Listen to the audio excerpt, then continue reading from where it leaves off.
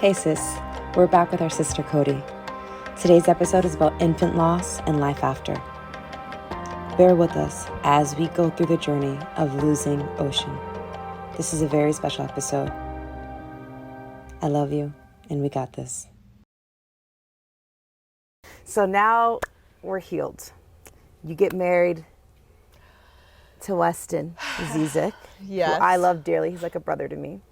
And then another journey of your life started. Yeah. And it was another challenging journey. Mm-hmm. And it was another journey that had a lot of healing. Do you want to share the story? Sure. Yes. So at this time, I would still be symptomatic. Mm-hmm. So I'm not completely healed, but I am not, imprisoned in suffering anymore. Yes. Like I'll have inflammation here and there, but that's it. Can I take an eyelash off? Yeah. Okay. Thank you. Mm-hmm. Then I am coming out of the woods. Things are great. I'm blissfully married, and we have this great apartment close to New York. My favorite. And we traveled Europe often. Mm-hmm. And mind you, this man would fly me to Italy just so I could eat pizza and pasta because they have the original grain there, Yes. so I don't react. Yes. So we were just living our best life, and we become pregnant. Mm. And it was an amazing experience. I never wanted kids, to be honest. I know. I remember. I used to think, I'm good. I don't think I want kids. Yeah. And then I met my husband, and I was like, oh. Yes, things Let's are talk great. about it. I'm pretty much out of the woods now. I'm not asymptomatic. And, we get pregnant. Mm-hmm. I used to never want kids. And until I met my husband, and it was more of like specific to him. Mm-hmm. And we got pregnant, and it was an amazing journey. It was amazing. And since I went through my whole healing journey, we watched The Business of Being Born, was a documentary. And it's about, just this day and age, how a lot of C-sections are pushed Mm-hmm. due to timing. Mm. And it's absolutely necessary in some cases, C-sections. Yes. And I just didn't want to be pushed into having one unless it was an emergency situation. Yes. And the infant mortality rate Yes. was better if you had a home birth at that time. So I just really I just really wanted to connect with my womanhood and have an unmedicated birth at home in my own sacred, safe space. Yes. So we had this midwife, and the experience of interviewing midwives, we've interviewed, I think it was like 3 at the time, but I researched a lot. I'm a researcher. She is a researcher. I just went ham on the research, and I came up with these like top 3. And the midwife in the documentary wasn't available, but her person that she works with often, they're kind of like partners and take care of each other's like patients, was available. And she was top 3 in the tri-state area, and she trained all the other midwives we interviewed. So we thought, might as well go with the one who trained them. Yes. All the others. So can you explain to the audience, what is a midwife? So if you're having a natural birth. A midwife What is a midwife? Will act as she will accompany your birth. There's an extensive training. They're able to not like birth your baby, but be able to, they say, catch your baby and help you birth your child. So instead of being in a hospital setting, you just have a midwife at home to facilitate this. Yes. So they have all the formal training, like they should be prepared. Yes. So, going through this process, I was very excited. I had one of my other best friends, Jocelyn. I wanted her to be my postpartum doula. She was really there as like my best friend and to like, just keep me accompanied. And she loves women and birth. Yeah, and she is a doula. She is a doula. Yeah. That's not her like main job. Yes, and a doula is? Postpartum doula is the air for the mom. Yes. Because in postpartum, a lot of it's about the baby, and the mom has just went through this marathon of a birth and needs recovering and focus and love, and that's what the postpartum doula helps with.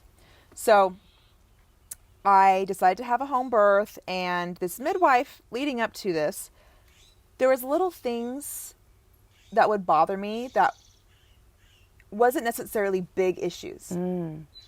Hindsight, I should have listened, but it would be things as simple and silly as she would, during our appointments, she would be 5 minutes late. I was always waiting 5 to 10 minutes. And she would only see her clients one day of the week. And so she would back to back to back. And in the sessions, she would have to like catch herself up quickly instead of doing it beforehand, knowing I'm coming in. So you always have to ask me for the information. Is it like, oh, so how much are they weighing now? So you should know this already. Right. Granted, she is well sought after and top 3 in the tri-state area, remind you. So I would come home and I was just frustrated because this is a very intimate first baby, and I want to be, I just have this, you know, sometimes it's the fault of me, but this perfect image in my head. And she was annoying me, quite frankly, just because of these little things. And I remember my husband saying, you know, maybe the clerical work isn't her thing. Her thing is birth. And I was like, you're right. So like a few of those instances happened, and I was like, okay, there are nothing or big red flags to say like this person's not trustworthy, right? Because she's been in this for over 30 years. And so it comes to the home visit. And I said, when is the latest that I can have a home birth? And she said, am I able to have a home birth at 42 weeks? Because at this time I'm 37 weeks. And she's like, oh, you don't have to worry about that. That's fine. I said, okay, great. You can't really just find out this information. It's different by state.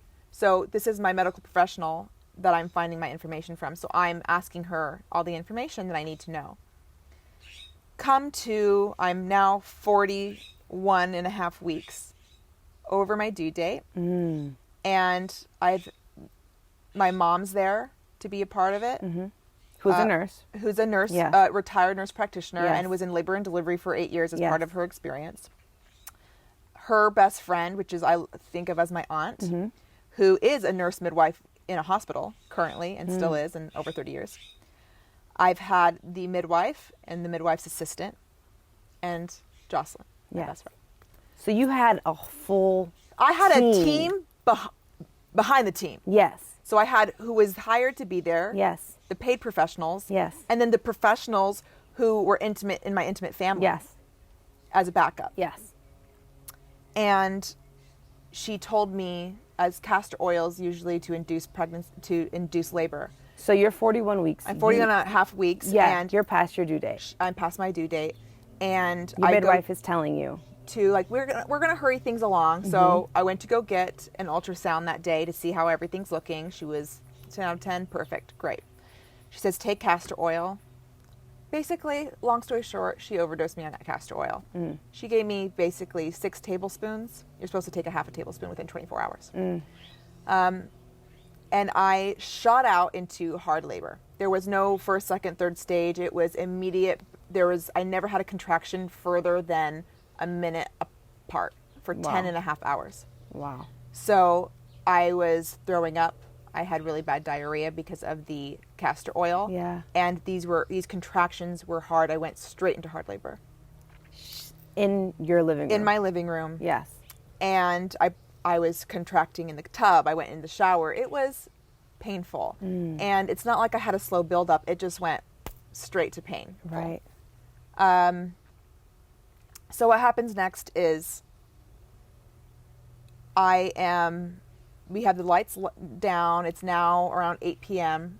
How many hours have you been in labor at this point? Probably around 10. Okay. And we have the Himalayan salt lamps. Everything's great, right? So I have been birthing for hours. I've been bearing down on Weston for hours and Jocelyn. So all this time, I have no frame of reference of how long this has been going on. No idea. So I finally pushed Ocean out. Her name's Ocean. Yes. And it was amazing. I did it. I did this on my own and in your home, unmedicated in my home. Like it was a natural birth that I just wanted to do for myself. Yes. And it was amazing. Yes. She wasn't crying. And so I was laying on the bed and the team was around me. And I'm noticing Valeriana, who is the midwife, working on Ocean and trying to just she's like, it's okay, it's just meconium. Like we're getting the meconium. Meconium is like it's basically the baby stool in the womb. So it's like a tar substance. It's very hard to move. And she wasn't crying. And so there's certain tests they do, like if the baby's arms can go up, and she wasn't passing those tests. And what I thought, she wasn't catching her breath. Yeah. And so I see her working on her, trying to, you know, suction out the meconium and the fluids. And I didn't know anything was going on or wrong. And what I thought was 10, 15 minutes, it was an hour of this, of Ocean not properly catching enough oxygen. And I can tell the midwife is really trying to like keep us home, but there was a certain point that crossed where it was too long. She's like, let's just call the police. She starts to freak out. And mind you, I've had a team behind me, so no one said anything. No one, like the other professionals as backup I had there, no one said, you need to be at the hospital, we need to do something. Like, so me and Weston thought everything was fine, right? And so they're calling the police an hour after Ocean was born. And she immediately says to us, I'm not supposed to do home births past 42 weeks. Wow. And so I'm standing there and she's saying, you have to lie and tell them I'm your doula. Wow. Yeah. Now this is all happening after you have given birth. Yes. Imagine the state that you're in. Oh, yes. I can't. And now this woman is asking me to lie. So now... I'm standing there. Yeah. I just birthed my placenta. So I have... And we did delayed clamping, so it's still hanging out of me. And blood everywhere. And this woman who I trusted is asking me to lie. And not only that, realizing in this time that she lied to me. Because when at our home visit, she said that I am able to have, I asked her that specific question, and she said I'm able to have birth past 42 weeks. Right. And so I'm just in shock, and I don't know if I don't think I said anything. I was just like, and she came up to me, do you think your mother would be comfortable lying? And I just thought, I'm like, listen, woman, my baby's just been taken by the ambulance. I'm not worried about you right now. Yeah. I mean, I go to the hospital. At this time, it's not, I didn't realize how serious this was. I was like, okay, she just needs to clear the fluids. Yes. Like, everything's fine. So Ocean gets rushed to NICU. Yes, I'm in the ambulance with her. And you're with the ambulance. I just given birth. I have to go down 3 flights of stairs into an ambulance, and we ride to the urgent care or emergency room with her. Yes. She's rushed in, and I remember being in a wheelchair, and they want to admit me because my electrolyte level are so low. They were afraid I'm going to have a seizure because of all the throwing up and the fluids were gone, basically. Right.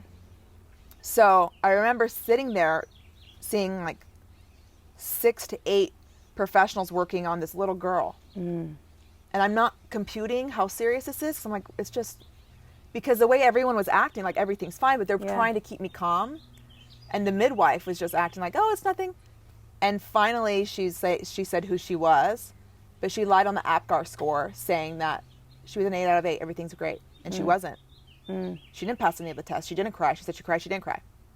Wow. And so now I'm admitted and Ocean's admitted, and I'm not allowed to go see her in the NICU because I need to pass a certain level in order to get up because they think I'm going to have a seizure. So you're admitted into the hospital. Yes. Because of your own health issues. And Ocean is in the NICU. Yes. Okay. She was able to breathe. She has meconium in her lungs. And she's not able to clear it. So imagine a little baby and you have this tar substance in your lungs. You can't breathe. And it's been over an hour now. And I remember finally getting to see her. And I remember I was trying to, at this time, I was staying upbeat. My husband was a wreck. My mom, my dad. Well, I remember my father looking at me, giving me the dirtiest look. And I was so confused because I just thought, why? I just did this amazing birth. I did it. Ocean's going to be fine. And I'm getting like this death stare. And that concept was confusing to me alone. And I started managing everyone else's emotions. Everything's like, if I was fine, everybody else will realize, yes, Ocean's going to be fine and we're fine. right. And I think the beauty of the brain is my brain wouldn't let me realize the gravity of what has happened yet, because I needed to get through this. And she wasn't doing good. Within those 24 hours, they bursted into our room saying, we need to do something. Her oxygen levels are going down. Like, we need your permission to, like, have permission to just do what we need to do. It was like, yes. Wow. What do you say when they come in saying, like, we need your permission to just do whatever we can to save this baby's life? Wow. I started dawning on me that this is serious. And you're still in the hospital. I'm still in the room. hospital. Yes. And so I was told that this hospital, they entered a catheter into her, and she was on these machines, and she has been intubated, so she has a tube down her throat, and I only held her for a short period of time. And then she had to be in this bed connected to these tubes and machines, so I wasn't able to really embrace her. And then I was told that this hospital doesn't have this medication that she needs, and she needs to be transferred. I was not allowed to be transferred. I had to sign. I wasn't allowed to. And so she had to go to another facility to be monitored. So she was transferred, and my husband went with her and didn't leave her side for a bit. I remember my husband went to go check on me after being there for a couple hours, and we got a call from the hospital saying she's breathing on her own. We took the tube out, like, she's fine. Her lungs are clearing. She's going to be fine. And someone even went to my husband and said, you're going to take your baby home. She's going to be okay. I remember getting a text saying, Ocean's fine. Ocean's fine. Yeah. And I remember calling you. I FaceTimed you. And I was in bed. Yep, you were at the hospital. I was at the hospital, and I was like, I did it. Yeah. And at this time, I had every reason to believe that everything was going to be fine. And then I remember Weston saying, I have to go back. I just want to be with her. I said, great, go be with her. And I felt around early in the morning, I couldn't sleep. And I felt really sad. And I kept playing this sad song over and over again. And I don't know why, because at this time, everything should be great. We got great news. Do you remember what song you were playing? Yes, which is pretty crazy because it's this Dave Matthews song that I'm not a fan of Dave Matthews. My husband is, but it was this sad song. I think it's called The Last Samurai. And I kept listening to it over and over again because it made me feel sorrow. And I remember, this is the hard part, because I remember calling my husband. He wasn't answering the phone, and he always answered the phone. And I sent a message of me singing to Ocean. And I said, please play this for her. And so I get a call an hour or two after, and he says, hi, honey, you're going to need to come to the hospital now. I was like, I can't check out. Is everything okay? The doctors are saying it's not looking good. I was like, Weston. Yeah. Is she going to be okay? And he's like, there's a chance, but, you need to come. And at this time, I'm pumping milk so I can give to Ocean, and I'm not allowed to be signed out, or else, it can't be on the hospital if anything happens to me. Right. And so I didn't care. I just left, and I took these little tubes of whatever breast milk I had, because I felt like that's going to save her. Right. Naive, looking back at it now. And so I get to the hospital, and my mom and Jocelyn are in the car, and it's just silent. I'm in the back of the car, just like praying. She's gonna be okay. She's gonna be okay. She's gonna be okay. I get to the hospital, and my husband's just calm and has a wheelchair waiting for me, and he's assisted by someone. I don't know who she is. I sit in the chair, and I'm thinking that I'm gonna go see my baby because she's dying. But like, she's gonna be okay because all she needs is her mom. Yeah. She's gonna be fine because she just needs her mom. She needs her breast milk. So they wheel me, and I see this room, and it has a butterfly on the door. And I'm wheeled into this small little room, and I sit down, and I'm just like looking at my husband. I'm wondering, like, okay, like, are we waiting for the doctors to be into the room? And my husband looks at me and he says, I'm like, she died, huh? She died. And I was just like, what? And I just started screaming, no. And she had already died when he called me. But he didn't want to tell me over the phone. He wanted to make sure I got to the hospital safely so that he could tell me in person. And he's like, I was holding her hand and the doctors were working on her, and I said, it's okay, if you need to go, you can go, to her while she was flatlining. He's like, you can go, Ocean, you can go, I'm here, you can go. And I just remember, like, I couldn't feel anything. It's like someone's reading you a bedtime story. It's not real, it's a story, right?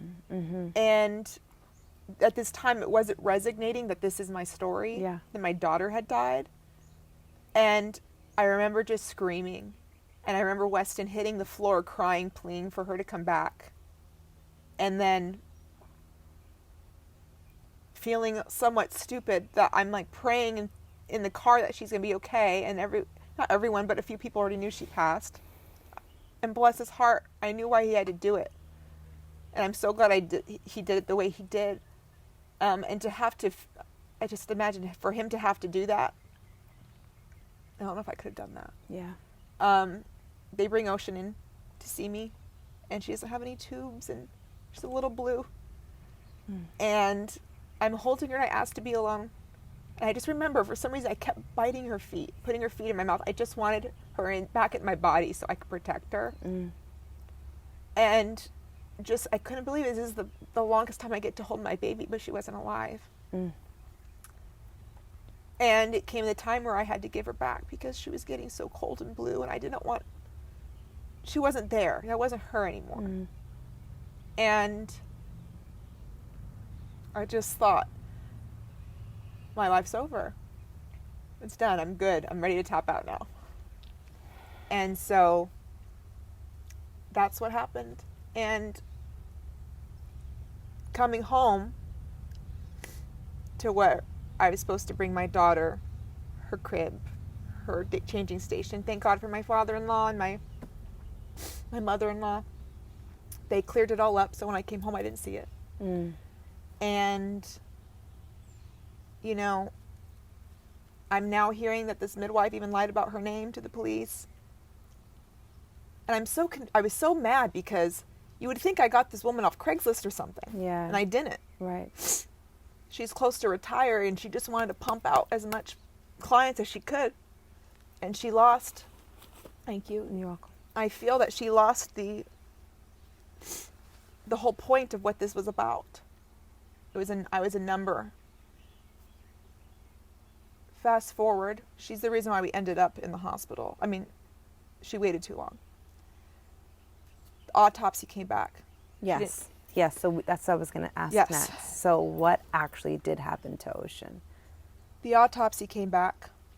And we were confused because she cleared their lungs cleared, and she died of cardiac arrest. So why did her heart give out when it was her lungs and she cleared and she's breathing on her own? Yeah.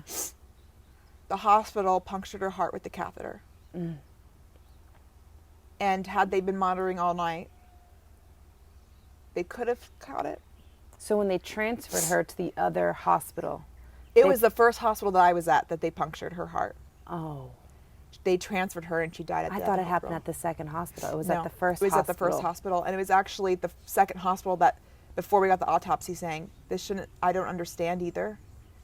I'm thinking it could be the catheter. So my little girl would have survived. I don't know if she would have been a healthy little girl because the oxygen, it was a long time before I don't know if she would have all been there. Yes. But she would have survived. Yes. And so it was really hard to wrap my head around because the whole reason why we did a home birth, it was for these horror stories you hear about hospitals. And then we ended up in the hospital because my midwife didn't make the right call. So it was like both sides failed me. And this team I had, I felt failed me. I'm not a professional. I was birthing. I didn't know the time frame of time. Like, you did your best. I did my best. If there's anybody that I know that does research, it's you. And I didn't understand Yeah. this woman who was supposed to be the best of the best.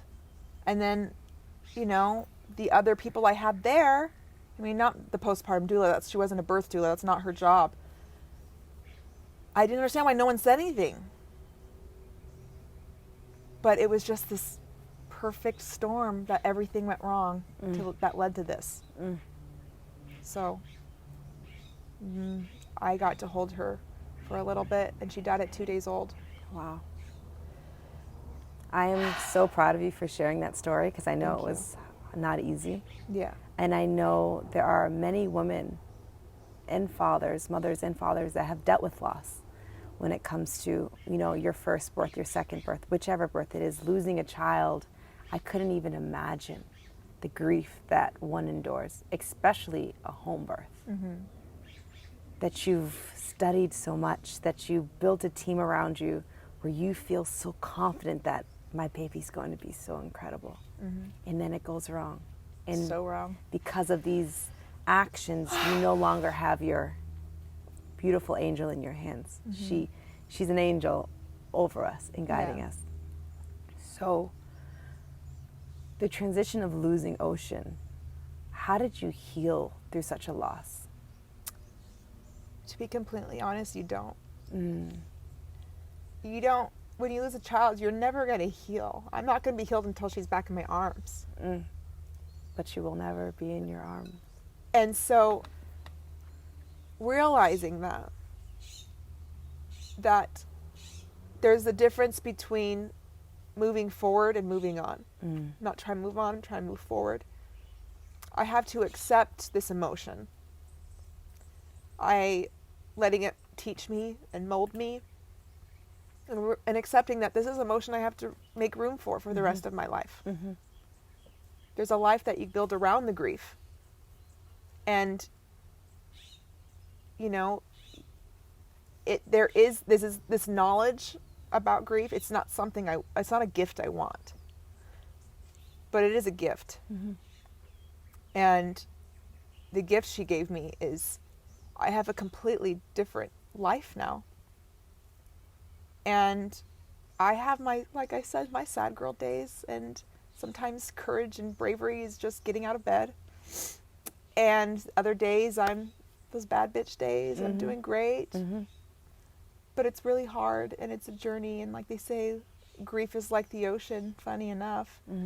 And there's those big all-encompassing waves that are just taking you for a ride, and then eventually the waves come further and further apart. And it's not that the grief gets smaller. It's never smaller. It's always as big as when it happened. But the life and the experience around it gets bigger.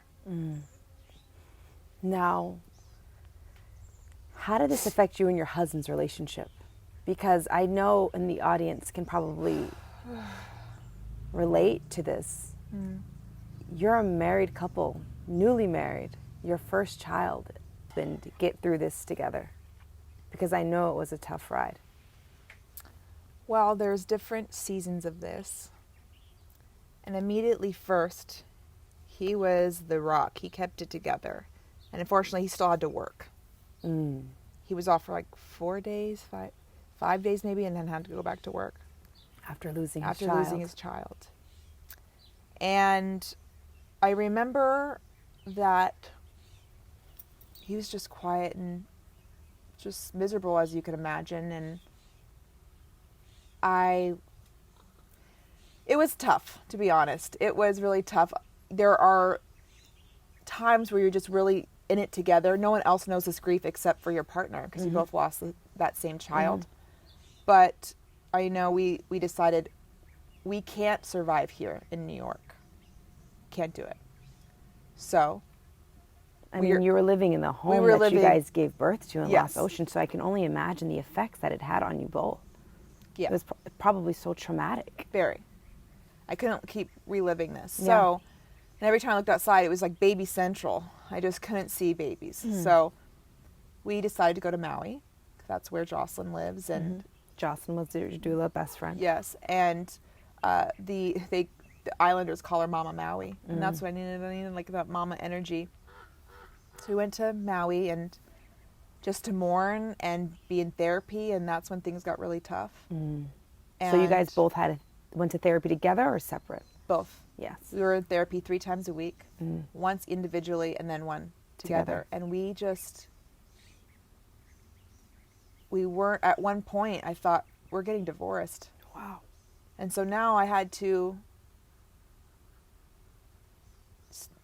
kind of mourn my marriage, because my marriage that I had, which was like a storybook, that wasn't us anymore. And it was hard for me to wrap my mind around, but I'm like, it's Weston and Codie. Like, how is this happening? Yeah. But we're so in our pain, and each person is triggering that pain. Ocean looked exactly like him. It was hard to look at him. And he was just in so much pain, and the way he dealt with his pain is not how I dealt with my pain, and our pains were bumping into each other and clashing. And he didn't know if he wanted to be married anymore. Wow. And he just wanted to go to the Amazon and, I think, suffer, let himself suffer. But I realized at that time, he has been a rock through my ailments and sickness for years. I was like, we need to save this marriage. So at that time, the focus for me was the marriage. And because you didn't want to lose. I didn't want to lose. I couldn't lose my husband. You're grieving Ocean. You don't want to grieve this marriage, this man. And I was already grieving my family in a way. The things people don't tell you about grief is the secondary losses you lose. Relationships change. And, it's an odd thing. No one really warns you about that. Is that it's loss on top of loss. And I was like, I can't lose my husband, too. And just to clarify, so when you lost family relationships, it was because of the sadness of losing Ocean and the beliefs that they wanted you to be in a hospital versus a natural birth. Yes. I remember one of the therapy sessions we had to have with my father. He asked my husband to apologize to him for our baby dying. Wow. Like it was our fault. And they lost their child at 2 days old, my brother. So I can imagine that my experience bumped into their pain. And sometimes dynamics change because your pain will bring out their pain. And people are in so much pain, they don't know how to handle it. And we try to empathize, realizing that, like, it's not personal, but it's really hard. And, dynamics change. So at this time, I didn't have that. You didn't have that family support. No. Yes. And as much as they wanted to be supportive, it wasn't a healthy. Yes. So I had to put myself in a bubble. And then my things were just not well with my husband, and I'd sometimes go on a hike and afraid that I'm going to come home to him hanging or something. I don't know. That's how dark it was. Wow. I went as far as looking up assisted suicide. Wow. And almost bought a ticket. Wow. Because in a certain country, which I won't say because I don't want to promote it, I wouldn't recommend it. Yeah. But that's how dark it got. Wow. So if you hate yourself and love yourself, you can't you can't love anybody else. And you don't even know what love is at that point because you're so we wanted to punish ourselves. Yeah. And with the guilt that comes with being a parent, not being able to save your child, but the guilt that's also put on you when people blame you, it's hard to recover. And so we fought like hell, and we're back and we're better. But what happens with grief is when a loss is all the loss that you felt, whether it's be a job, a childhood, ruptured connection, it all comes to the surface when you lose someone you love. All these undealt with traumas. And that's what was happening for Weston and his trauma and his childhood trauma and me and my childhood trauma. It was all bubbling over and it was just too much. And so we just had to separate for a little bit, not separate physically, but we spent 4 days apart so we can grieve on our own time. And then we came back together and we just fought like hell. And to make it work. And therapy was a big source. Oh, thank God for therapy. Yeah. Thank God for therapy. And we're great. And I love him dearly. And looking back at that fairy book couple, it wasn't necessarily a fairy book because we were still so traumatized and doing unhealthy patterns. And because of Ocean passing and therapy, we were able to heal those inner child wounds. And now I love our marriage more than I ever thought I could. And we moved to California. Yes. So after Maui, Yes. you guys have healed, and it's still a lot of work, and you're still grieving. Yes. But you moved to California. Yes. You're a Cali baby. You were born Yes. and raised I was here. counting the days Yes. for me to move back. We're no longer going back to New York. New York is over. That was a chapter closed. Yes. Now we're in California. Yes, California. And COVID hit. Yes. COVID hit, and I started feeling really sick, throwing up, and I just felt like, it could be all the grief, because mind you, I'm grieving my daughter, but I'm also grieving relationships Right. that I had, and it was too much loss. It was too much to handle, and just felt really sick. And I remember taking a pregnancy test because that's how sick I thought I was. Wow. And it was negative. And my husband and I were not intimate this whole time, but one time we were intimate because we needed that bond. And so I was like, well, I'm not pregnant. And I remember craving bacon, which is just not me. And I remember craving bacon with Ocean when I was pregnant. So I thought, that's interesting. But I took a pregnancy test. I still haven't started my period from Ocean. Yeah. This is just 4 months after. And so I get a call from my her witch friend Jocelyn. She had a dream that I had another baby. And she's like, you should take another test just in case. So I took another test, and it said pregnant. Wow. So I was probably pregnant over a month and a half without knowing, because my hormones didn't balance enough yet to say I was pregnant, but I was pregnant. Timeline. 4 How months long was this after? 4 months. Wow, 4 months after the passing of Ocean. Yes. So mixed emotions. Weston had told me he doesn't want any more children. Wow. And he was in no way, shape, or form ready. I was in no way, shape, or form ready. Mentally, physically, no. anything. And we're in the middle of a pandemic at this time. Like, it was bad to go outside and breathe. Like, it was just like you didn't know what was going on. And so I was horrified, and I thought, I'm going to keep this pregnancy to myself, because with the amount of stress, grief, and depression I'm dealing with, there's no way this baby's surviving. Right. So I don't want to put Weston through another horrific event. And I remember it was the first day moving into our home. We had nothing except for 2 mattresses on the floor. He brought me my favorite sushi. I was like, well, shit, I can't eat sushi. He's going to know something. And I just started crying because I couldn't keep it in. And I was so sick. And I just started crying. He's like, can I guess what you're crying about? I felt like he knew. I was like, no, I want to say it. And I said, I'm pregnant.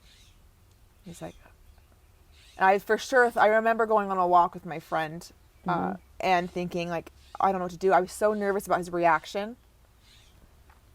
And I was like, but this is my baby. Like, we weren't trying for this. This is obviously like really bad timing, but it just felt like out of our hands. And I think that Ocean was just like tag teamed to her sibling and was like, it's your turn. And he's like, all right, let's do this. And, now I have a beautiful, almost 2-year-old baby girl named Rain. Yeah, Rain Star. Rain Star. Wow. So this is a wild, bumpy journey. Yes, it's a beautiful journey. It's a journey of highs and lows, of victories, of loss, of defeat, of success. All of it. And you're still standing. Still. Yeah. And I want the audience to understand the story of resilience. I know you in your depths. I know what you went through your autoimmune disease, how low and how hard it was. You're a model. Your whole face was unrecognizable at some points in your life. I know the love that you have for your husband, and I know how excited we were for Ocean. We were so excited for Ocean. And then this loss hit us. It was devastating. I remember coming in and visiting you after the loss, and it just being this silent lull. Heavy. It was so heavy, and it was just numbing. If that's how I felt, I can only imagine what you felt as a mother. Then you go and heal. you guys do this together. I'm so fucking proud of you. Thank you. And it's very brave and courageous of you to share this story. From a friend standpoint and from a sisterhood standpoint, I want you to know, when Codie was going through this loss, I was going through a loss. And from a friendship level, I wasn't able to be there as I felt like I should have. And it affected you. And vice versa. I lost my grandfather, who at that time was like my favorite man that I've ever had in my life. And we couldn't be there for each other because we were dealing with our own loss so heavily. And as friends, we had to confront each other on this. Yeah, that was another. Yeah. Yeah. It was another big thing because, we were like this and I wasn't able to support her. And I can only imagine how much of a loss that she felt of losing me as her friend. And I remember this conversation was so hard to have, but it was so needed. And, I want to bring this up because we need to support our friends in loss. And in grieving as humans, sometimes it's hard for us as friends to support you because we don't know what to say. We don't know what to do.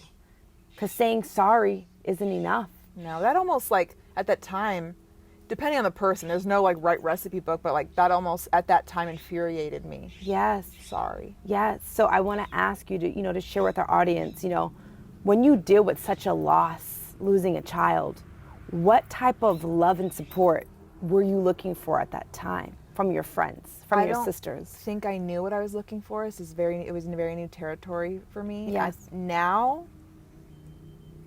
no one, at that time, I thought no one could help me unless you're going to bring my baby back. So what are you doing here? Wow. Type of thing. Yeah, no, I feel that. But what helped in the immediate time afterwards is trying to think 10 steps ahead.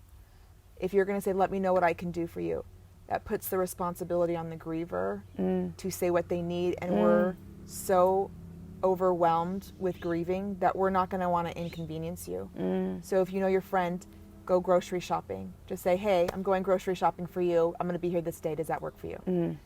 Yes or no answers. Yes. That they can answer to. Yes. Grocery shopping, delivering food, being there.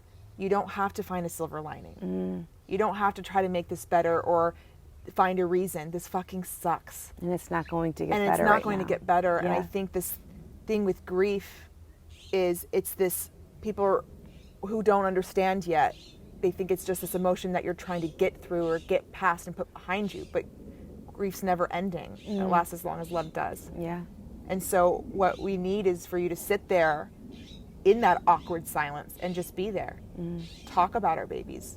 I feel like people don't want to talk about her because they don't want to remind me of her. I think about her every minute, every day. You're not going to remind me of her. It almost feels hurtful when no one wants to mention her because her life is significant. So I want her talked about. Yes. So talk about their babies, deliver their food, clean their house. Yeah. Just be there. And I think that with us, and we had that conversation, to be fair, you put it so beautifully. You said, my life has changed. I'm not able to be there for you like I was able to when you were going through your parasite. Yeah. I was able to fly to you at the drop of a dime. I was able to give you flowers. Yeah. You're in a new transition in your life, and you lost your grandfather. And in my mind, I saw you, I was expecting you to fill this hole. And you couldn't fill that hole. No one could fill this hole. I wanted someone to fix it so badly. And you would, mind you, you were distant, but you would text me every day and say, I love you. I'm thinking of you. I remember. And there wasn't a day I wouldn't hear from you, but I remember calling you crying like, I need to hear from you more. Call. And I think I was just searching for someone to help me fill this huge gaping hole in my soul. And I'd go on Instagram and I see your life's going on and like your grandfather had passed, which I knew was a huge rock in your life. And I didn't even connect that because I needed to be saved. I was dying. Yes. And I realized people have different ways of dealing with their grief. Mine is hibernating and shutting down and going offline, and yours is opposite. Yes. Yours is keeping busy, Yes. going, and like keep it moving, distraction. Yes, And that's how I dealt with grief. That like, how could people move on with their life? And it had nothing to do with you, it has nothing to do with anyone else but me. And I just needed the world to stop and everyone's world to stop for my baby. Wow. Which is unreasonable. Yeah. But that's how you feel. Yeah. You know? And when we had that conversation, because our relationship was changing a bit. And I could feel it. I could feel it, and I was terrified because I'm Yeah. like, I can't lose you too. Yeah. And I wasn't able to be there for your grandfather passing. You know, and when we sat and talked, there was all these conversations that we just didn't talk about. Yeah. That we just slid off because like, oh, I get her.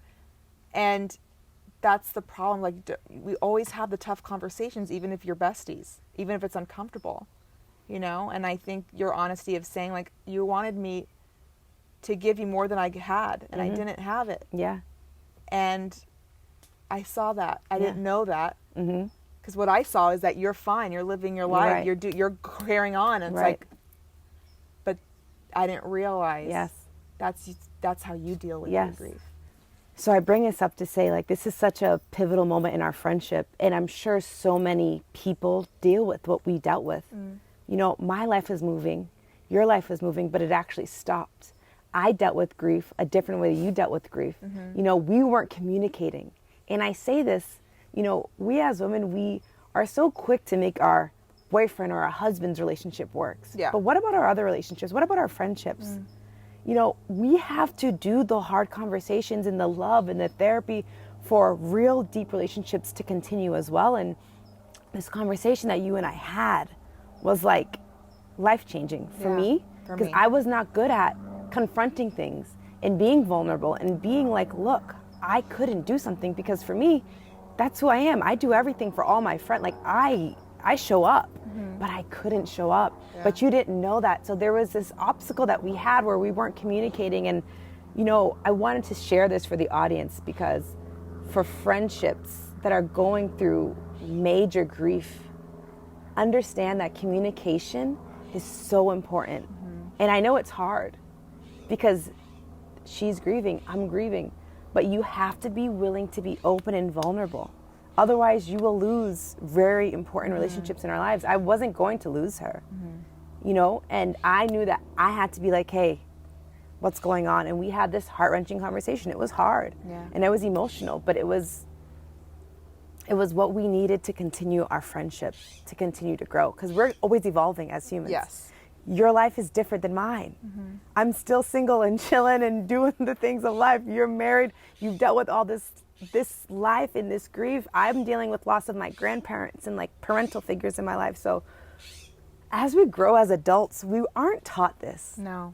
We aren't taught that you will lose people and it'll be very hard. We're not taught how to grieve. No. We're not taught how to keep friendships when things get tough. And like also having grace. Like if someone's going through a hard time and they do things that offend you, or have grace. Yes. Have grace. There's a time period. Yes. And also like the grief support should never stop. And I think right after the grief, you get this overwhelm of like support and love, but like it fades because you think that, oh, it's easier, they're fine. Yes. But grief's invisible. It looks like this. Grief it looks is like invisible. this. And always show up. And I'm so blessed because my friends, who are my chosen family, really, never stop showing up. Yes. And I've lost some friends. Yes. Some friends I never heard of after Ocean, heard from. And, you know, it changes things. But hold on to the people that are there, that are fighting to be there. And I remember you gave me a feedback about, like, I felt like you said you felt like I wasn't there for you at a certain time in your life. I was like, it's so interesting, because I felt like I did this, and that. I thought I was there for you. And you said you were okay, but I wasn't okay. I was like, but I didn't know that. And it's like, well, I didn't communicate that. And it's like, and that's the thing I'm learning about you, is you can act like you can act like everything's okay and get shit done. Yes. And I could do A, B, and C thinking that's enough. Yes. But without you communicating, like, this is what I need. Yes. It's like the love language. Yes. And I had no idea that I wasn't there with you because I thought I was. Yes. And it's like, wow. And so there's a whole other bond grew between us, because it's like we were finally getting to know, like, our soul. Yes. After 10 years. Yes, it's true. It's like we had to go through all this loss to get to this pivotal point of our friendship. Yeah. And check on your strong friends. Check on your friends that act like everything's okay. I am that friend.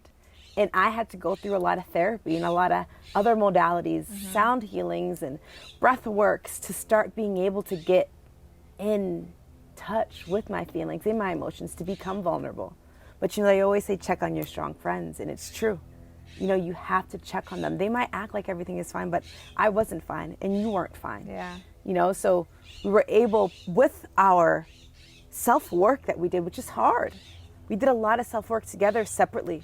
And it was a gift to us. I know everybody's like, wow, rain. How incredible is this beautiful gift from the sky gift that we got? Rain and ocean forever. She was born 10/20/20 at 4:44. Wow. Those numbers say it all. Yes. And 444 is like an angel number, saying a guardian angel's sending a sign that you're of protection and that everything's going to be okay. Yes. And that's how I know everything's going to be okay. And I would not have gotten through this without my friends or chosen family. Yes. No way. Wow. I know all of you are just like, wow, this beautiful story of 2 parts of this incredible journey of Codie Zizek's life. I'm proud of you. Thank you. I hope you guys are understanding that life will throw curveballs at you. And you might not know that you cannot come up from this because you're so low. You just battled one thing. Now you have to battle another. Then it hits you harder and harder. And we have these ideals of suicide sometimes. I've dealt with it. I've discussed it on the podcast in earlier episodes. But ask for help. Seek help. You are wanted. We need you here, and you are not alone. Do the work. Reach out. We love you. I love you so much. I love you. And I just want to say thank you for having the courage and the bravery to share your story with all of our incredible audience. And I know that your story will impact and be here for so many people.